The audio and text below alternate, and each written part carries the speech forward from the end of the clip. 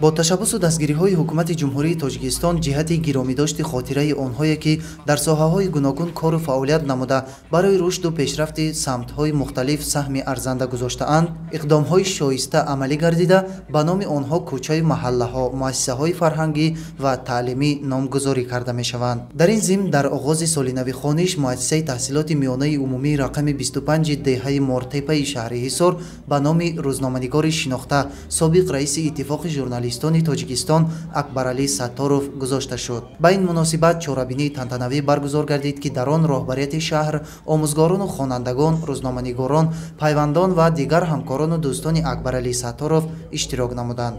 Школу номер 25 города Гисар назвали в честь имени моего отца, именем Акбарали Саторова.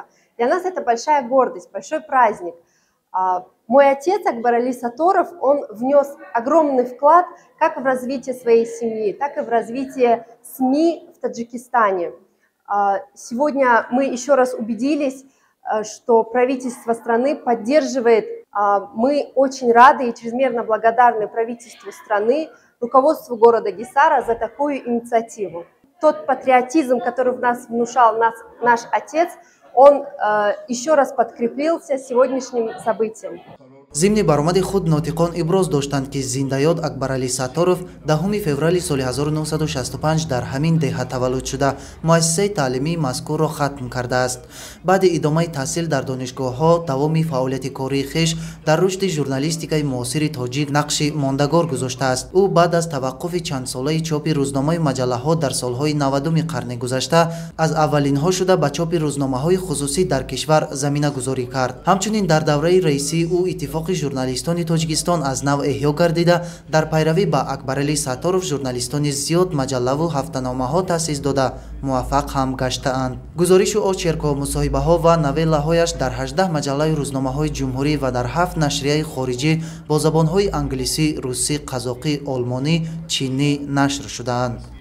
ما اهل آموزگاران به نهایت خرسند هستیم که امروز مؤسسه تحصیلات ما را با نام من همین شخصیت ابرمند، شخصیت بزرگ اکبرعلی ستاروف نامگذاری نمودند.